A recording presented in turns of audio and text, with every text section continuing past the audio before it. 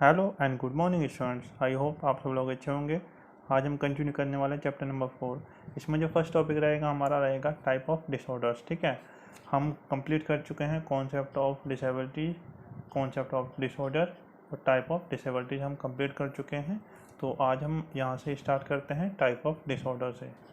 Type of disorders को 5 types में divide किया गया है, जिसमें से फर्स्ट है attention deficit hyper activity disorder. ठीक है, जैसा कि इसको नाम से पता है कि अटेंशन मीन्स जो आपकी कॉन्सेंट्रेट करने की जो कैपेसिटी है, अटेंशन की जो कैपेसिटी है वो वहाँ पर कम हो जाती है, वो ख़त्म हो जाती है, जिसकी वजह से डिसऑर्डर होता है। ठीक है, तो इसको जो attention deficit hyper activity disorder है, इसको हम शॉर्ट फॉर्म में कह सकते हैं ADHD। ठीक है, ये एक आपका ब्रेन से रिलेटेड डिसऑर्डर होता है जो आपकी अटेंशन की कैपेसिटी, आपकी जो आपकी कॉन्सेंट्रेट करने की कैपेसिटी को वीक कर देता है, ऑलमोस्ट ख़त्म कर देता है, जिसकी वजह से डिसऑर्डर होता है। और ये डिसऑर्डर आपके जो न्यूरो डेवलपमेंट होते हैं माइंड में, उसको भी वहाँ पर ख़त्म कर देता है, जिसकी वजह से यहाँ पर डिसऑर्डर होने लगता है, जिसको हम बोलते हैं attention deficit hyper activity disorder. ठीक है, सिम्टम्स, इसके जो सिम्टम्स है पेइंग अटेंशन, मतलब जो इससे अफेक्टेड पर्सन है वो अटेंशन पे ही नहीं कर पाता। ठीक है, वहाँ पर। और जो असेसिव एक्टिविटी और डिफ़िकल्टी कंट्रोलिंग बिहेवियर, मतलब अपने जो उसका बिहेवियर उसको कंट्रोल नहीं कर पाता। इसके जो स्पेशल सिम्टम्स यही होते हैं कि मतलब बंदा अटेंशन पे ही नहीं कर पा रहा और अपने आप पे जो उसका बिहेवियर उसको कंट्रोल नहीं कर पा रहा, डजंट मैटर वो किस एज में है। ठीक है, कॉजेस ऑफ ADHD। ठीक है, इसमें जो फर्स्ट है यहाँ पर जेनेटिक फैक्टर, मीन्स आपको जन्म से ही आपके मम्मी पापा से अगर वो प्रॉब्लम है तो वहाँ पर आपको भी वहाँ पर मिल सकती है। ठीक है, और नेक्स्ट है यहाँ पर ब्रेन इंजरी, मतलब आपके माइंड में वहाँ पर चोट लग जाए तो वहाँ पर भी उसके थ्रू भी आपको ये डिसऑर्डर वहाँ पर हो सकता है। नेक्स्ट है यहाँ पर लो बर्थ वेट। ठीक है, मतलब जन्म के टाइम पे न्यूबॉर्न बेबी का वेट 10 से ज़्यादा कम हो तो उसके थ्रू भी ये डिसऑर्डर वहाँ पर हो सकता है। और नेक्स्ट है यहाँ पर ट्रॉमा और ब्रेन डिजीज़।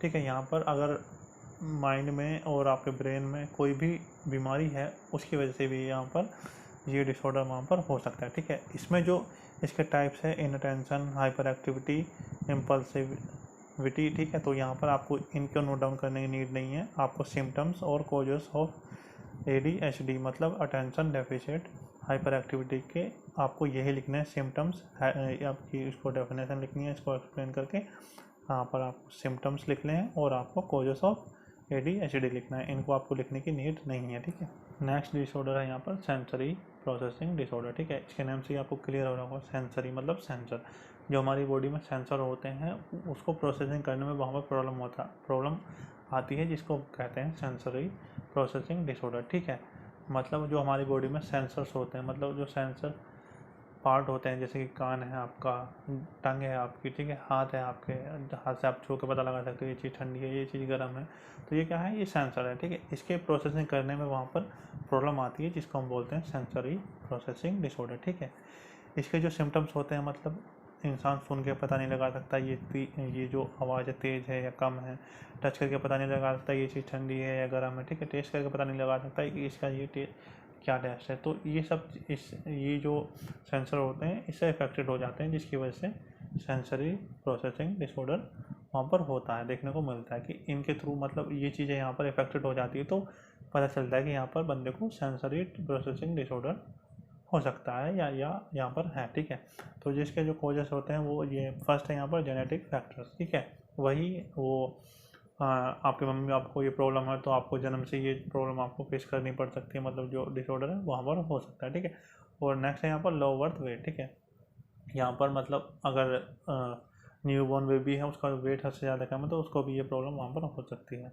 और ये जो इन्वायरमेंट फैक्टर, ठीक है, जो इन्वायरमेंट प्रॉब्लम्स होती है, मतलब इन्वायरमेंट फैक्टर है, उसकी वजह से भी ये प्रॉब्लम वहाँ पर हो सकती है। ठीक है, नेक्स्ट डिसऑर्डर है यहाँ पर ऑटिज्म स्पेक्ट्रम डिसऑर्डर ASD। ठीक है, इससे जो अफेक्टेड पर्सन होता है उसकी कम्युनिकेशन स्किल बिल्कुल भी ठीक नहीं होती, वो अपने से अलग बंदों के साथ सही से कम्युनिकेट नहीं कर पा रहा, किसी सामने वाले बंदे से सही से कम्युनिकेट नहीं कर पा रहा, किसी ग्रुप में बैठा है उनके साथ वो कम्युनिकेट वहाँ पर सही नहीं कर पा रहा। ठीक है, तो इसको हम नेक्स्ट नेम से भी जानते हैं, जिसको कह सकते हैं ग्रुप ऑफ डेवलपमेंटल डिसऑर्डर। ठीक है, सिम्टम्स ऑफ ASD। ठीक है, इससे जो अफेक्टेड पर्सन होता है जो सोशली फंक्शनिंग है वो सही से नहीं कर पाता, मतलब किसी ग्रुप में कोई काम सही से हो रहा है तो उसको इफ़ेक्ट कर सकता है वहाँ पर। तो क्या है, वो जो उसकी कम्युनिकेशन स्किल है वो वहाँ पर सही नहीं होती, जिसको आप कह सकते हैं कि ये सामने वाला जो पर्सन है वो इफेक्टेड है ASD डिसऑर्डर से। ठीक है, इसके जो कॉजेस हैं वो इसमें है genetic factor. Genetic factor means आपको बताया लास्ट डिसऑर्डर में कि आपके जो मम्मी पापा हैं उनसे ही आपको ये प्रॉब्लम मिल सकती है। ठीक है, नेक्स्ट है यहाँ पर physical factor and psychological and social factor, इनकी वजह से भी ये प्रॉब्लम यहाँ पर हो सकती है। ठीक है, नेक्स्ट डिसऑर्डर है यहाँ पर अपोजिशनल डिफाइंड डिसऑर्डर। ठीक है, ODD। ठीक है, ये नॉर्मली बच्चों में ज़्यादा होता है। इससे इफेक्टेड जो भी बच्चे होते हैं उनका जो बिहेवियर होता है वो एंग्री होते हैं, मतलब उनका जो नेचर होता है वो गुस्सैल होता है। इरिटेटेबल जो मूड होता है उनका इरिटेटेबल होता है, मतलब बहुत ज़्यादा इरिटेटेड होते हैं, चिड़चिड़े होते हैं। ठीक है, और आर्गुमेंट बिहेवियर होता है उनका, मतलब बहुत ज़्यादा आर्गुमेंट करते हैं किसी भी चीज़ को लेकर। ठीक है, तो ये होता है अपोजिशनल डिफाइंस डिसऑर्डर। ठीक है, इसके जो सिम्टम्स होते हैं वो ये होते हैं कि बच्चा बहुत ज़्यादा आर्गुमेंट कर रहा है किसी चीज़ के लिए और बहुत ज़्यादा एंग्री रहता है हर चीज़ के लिए, मतलब जो चीज़ वहाँ पर एंग्री होने वाली भी नहीं है, गुस्से जिस चीज़ पर गुस्सा नहीं करना होता उस चीज़ पे भी वो गुस्सा कर रहा है और हमेशा इरिटेटेबल मूड में रहता है। तो ठीक है, वो क्या है, ये आपका यहाँ पर सिम्टम्स हैं यहाँ पर। ठीक है, तो इसके जो कॉजेस है वो यही होते हैं कि जेनेटिकली और एनवायरमेंटली। ठीक है, इसके फैक्टर्स हैं। नेक्स्ट डिसऑर्डर है यहाँ पर ऑब्सेसिव कंपल्सिव डिसऑर्डर। ठीक है, ये भी एक मेंटल डिसऑर्डर होता है। ये किसी भी स्टेज में किसी भी एज में यहाँ पर किसी भी पर्सन को यहाँ पर हो सकता है। इससे जो इफेक्टेड, इससे जो सफ़र कर रहा होता है इस डिसऑर्डर से, उससे क्या होता है, अनवांटेड थॉट्स वहाँ पर आने लगते हैं और जो रिपीटेडली थॉट्स वहाँ पर उसको आने लगते हैं। ठीक है, सिम्टम्स ऑफ OCD। ठीक है, इसमें जो है जो कोई एक्टिविटी करता है जो उसके थॉट्स होते हैं शॉर्ट टर्म में होते हैं, उसके बाद उसको भूल जाता है। ठीक है, जैसे कि उसने अभी हाथ, मतलब उसके हाथ गंदे हैं, उसने हाथ धुले कि नहीं धुले, मतलब उसने दरवाज़ा बंद किया, कुछ टाइम बाद उसको लगा मैंने दरवाज़ा ही नहीं बंद किया, मतलब वो रिपीटेडली वो वहाँ पर थॉट्स आ रहे हैं, रिपीटेडली वो वर्क वहाँ पर कर रहा है या कोई एक्टिविटी वहाँ पर रिपीटेडली वहाँ पर कर रहा है। ठीक है, इसके ये सिम्टम्स हो सकते हैं। ठीक है, नेक्स्ट टॉपिक है यहाँ पर डिसेबिलिटी एटिकेट। ठीक है, डिसेबिलिटी एटिकेट क्या है यहाँ पर, ये बहुत ज़्यादा इम्पोर्टेंट थिंग है डिसेबिलिटी एटिकेट उन डिसेबल पर्सन के लिए कि उनको मोटिवेट करने के लिए, ठीक है, उनको अप्रिशिएट करने के लिए कि वो भी एक नॉर्मल पर्सन की तरह वर्क कर सकते हैं, उनकी सोसाइटी में रह सकते हैं, नॉर्मल वर्क कर सकते हैं, वो भी उनकी तरह वहाँ पर रह सकते हैं, वो भी एक आम इंसान ही है। ठीक है, उनको ऐसा फील ना कराना कि वो लोग हम लोगों से अलग है, इसको ही बोलते हैं डिसेबिलिटी एटिकेट मतलब। ठीक है, तो इसमें जो फर्स्ट है यहाँ पर टॉक डायरेक्टली, मतलब जो भी डिसेबल पर्सन है उससे सीधे बात करें। ठीक है, नॉर्मली बात करें, ना कि किसी साइन में बात करें, मतलब किसी अदर लैंग्वेज में, मतलब साइन लैंग्वेज में या किसी साथी के थ्रू उनसे बात करने से अच्छा है कि उनसे सीधे ही बात की जाए, तो उनको अच्छा लगेगा। ठीक है, नेक्स्ट है यहाँ पर ऑफर टू शेक हैंड, मतलब उनको खुद से ही आपको ऑफ़र करना चाहिए हाथ मिलाने के लिए। ठीक है, उनको भी लगा कि वो भी इंसान भी एक नॉर्मल इंसान है, वो भी आपकी तरह लाइफ जी रहे हैं। ठीक है, और जो लोग आर्टिफिशियल हैंड यूज़ करते हैं तो उनको भी आप ऑफ़र कर सकते हैं, उनको भी एक, उनके अंदर भी क्या है, मोटिवेशनल थॉट वहाँ पर आएगा कि वो भी एक नॉर्मल इंसान की तरह वहाँ पर लाइफ जीते हैं। ठीक है, नेक्स्ट है यहाँ पर डोंट टच और लीन ऑन व्हील चेयर। ठीक है, जो डिसेबल पर्सन है उनको टच करके आपको बात नहीं करना चाहिए, उनको टच नहीं करना चाहिए, स्पेशली जो व्हील चेयर पर वहाँ पर है, जो डिसेबल पर्सन है व्हील चेयर पर, उनकी व्हील चेयर को भी आपको टच नहीं करना चाहिए। ठीक है, तो ये क्या है, ये है डिसेबिलिटीज एटिकेट। ठीक है, नेक्स्ट है यहाँ पर लिसन देम केयरफुली। ठीक है, जो भी वो पर्सन जो डिसेबल पर्सन है उनकी बात को बहुत ध्यान से सुनो। ठीक है, बहुत अटेंटिव होकर सुनो, क्योंकि हो सकता है उनको एक्सप्लेन करने में प्रॉब्लम हो, बोलने में प्रॉब्लम हो। ठीक है, तो वो क्या है, इसलिए उनको बहुत ध्यान से और केयरफुली सुनो, अटेंटिव होकर सुनो, क्योंकि उनको बताने में प्रॉब्लम हो रही है तो आप थोड़ा अटेंटिव होकर सुनो, जिसकी वजह से उनको अच्छा लगेगा। अगर आप बार बार उनको बोलोगे कि ये मेरे को समझ नहीं आया, ये चीज़ वहाँ पर है, तो वो क्या है, वो डीमोटिवेट वहाँ पर हो जाएगा। ठीक है, तो आपको ऐसा नहीं करना है, मतलब उनको बहुत अच्छे से सुनो, अटेंटिव होकर सुनो। ठीक है, नेक्स्ट है यहाँ पर स्पीक क्लियरली एंड स्लोली और use body sign language for hearing disable. ठीक है, जो हियरिंग डिसेबल पर्सन होते हैं उनके लिए एक स्पेशल जो एजुकेशन होती है, जो स्पेशल एजुकेटर होते हैं वो उनको प्रोवाइड कराते हैं। वो क्या होता है, वो साइन लैंग्वेज में उनकी सामने वाले की लैंग्वेज को समझते हैं। ठीक है, तो आप साइन लैंग्वेज में बात कर सकते हैं तो आप उस साइन लैंग्वेज में बात करिए। ठीक है, और अगर आप उस साइन लैंग्वेज में बात नहीं कर सकते तो आप स्पीक क्लियरली एंड स्लोली। ठीक है, जिनको कम सुनाई देता है तो साफ से मतलब साफ बोलिए जिससे कि वो उसको सुनाई दे जाए, और स्लोली बोलिए मतलब उनको कम सुनाई देता है तो वो आपकी जो लिप्स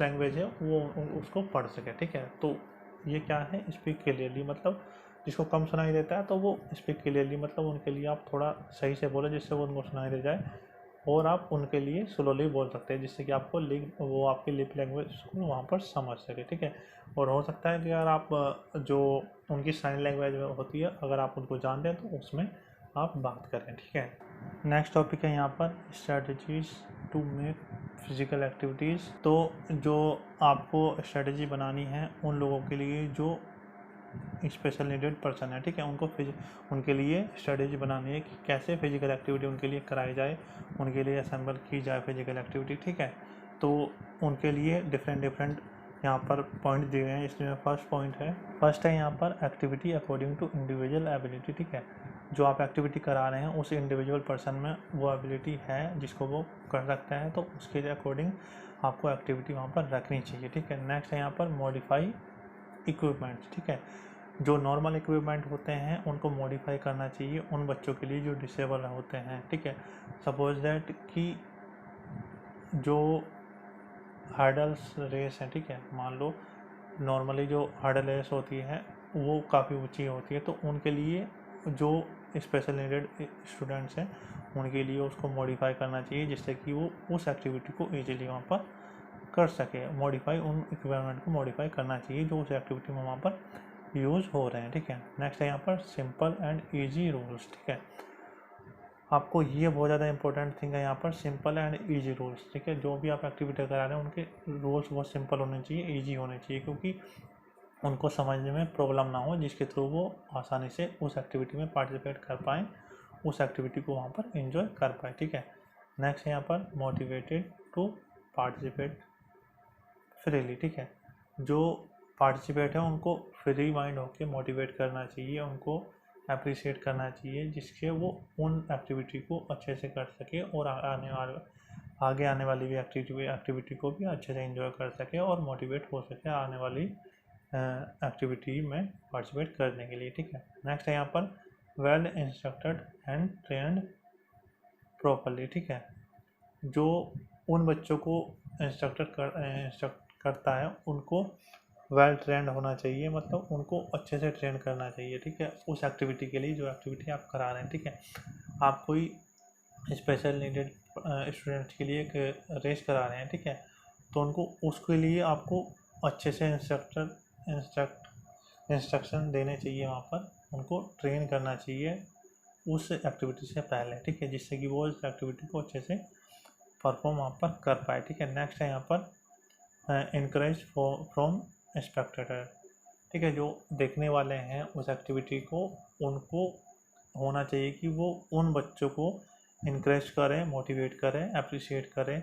क्लैपिंग करके आप अप्रिशिएट कर सकते हो उनको, हुडिंग करके उनको अप्रिशिएट कर सकते हो वहाँ पर। ठीक है, जिससे कि वो मोटिवेट हो और आगे आने वाली एक्टिविटीज़ में भी। ठीक है, नेक्स्ट है यहाँ पर सुटेबल इन्वायरमेंट। ठीक है, ये बहुत ज़्यादा इंपॉर्टेंट है कि जब भी आप एक्टिविटी करा रहे हैं उनके लिए सुटेबल वहाँ पर इन्वायरमेंट है कि नहीं है। ठीक है, सपोज दैट कि कोई इंसान वहाँ पर कुछ हद तक ब्लाइंड डिसेबल है। ठीक है, उसको ज़्यादा जो सनशाइन है वो देखने में प्रॉब्लम होती है। ठीक है, उसके लिए आपको एक इंडोर गेम एक्टिविटी करानी पड़ेगी जिससे कि वो उसके लिए सुटेबल हो पाएगा वो इन्वायरमेंट, जिससे कि वो उस एक्टिविटी में पार्टिसिपेट कर पाए। ठीक है, नेक्स्ट है यहाँ पर पार्टिसिपेशन अंडर एक्सपर्ट। ठीक है, जो भी पार्टिसिपेट कर रहे हैं वहाँ पर, ठीक है, तो वहाँ पर एक्सपर्ट मौजूद होने चाहिए।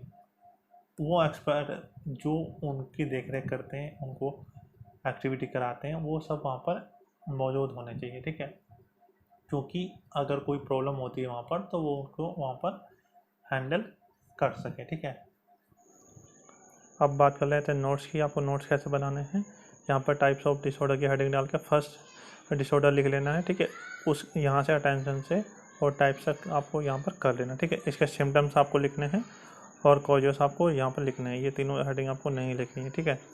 नेक्स्ट सेम चीज़ वहाँ पर है। इसकी हेडिंग डालने के बाद आपको, ठीक है, यहाँ तक आपको लिख लेना है। उसके बाद सिम्टम्स कर लेने हैं और आपके कॉजेस आपको कर लेने हैं, ठीक है। सभी जो भी डिसऑर्डर्स हैं आपको सिम्टम्स, हाँ, और डिसऑर्डर लिखना है, सिम्टम्स लिखने हैं और कॉजेस लिखने हैं, ठीक है। सबके आपको ऐसे ही करने हैं। और नेक्स्ट हेडिंग है यहाँ पर डिसेबिलिटी एटिकेट। यहाँ पर आपको फर्स्ट वाला करना है टॉक डायरेक्टली, और सेकंड कर लेना है ऑफर टू शेक हैंड, ठीक है। और ये 6 कर लेना है डोंट टच, ठीक है। और आपको 7th भी कर लेना है लिसन देम केयरफुली, ठीक है। और आपको ये 9th भी कर लेना है इसकी स्पीक क्लियरली वाला, ठीक है। ये आपको पूरा कर लेना है। और एडवांटेज ऑफ फिजिकल एक्टिविटीज़ ये CBSE की तरफ से कैंसिल होगा ये टॉपिक। और आपको 6 ये हेडिंग डाल के आपको यहाँ तक डिसेबल्ड पर्सन तक आपको लिख लेना है, ठीक है। उसके बाद आपको आ जाना है यहाँ पर, यहाँ से स्टार्ट करना है। यह हेडिंग ये उसमें जो हेडिंग डाली है उसमें इंक्लूड कर लेना है इसको भी। और ये सारे टॉपिक्स मतलब टॉपिक्स हैं जो इनको भी आपको लिख लेना है। सब अच्छे हैं, इनको आप लिख लेना, ठीक है। ये आपका चैप्टर यहाँ पर कंप्लीट हो गया है। और इसको लर्न कीजिए, आपके जो एग्ज़ाम आने वाले हैं उनको उनकी प्रिपरेशन कीजिए, ठीक है।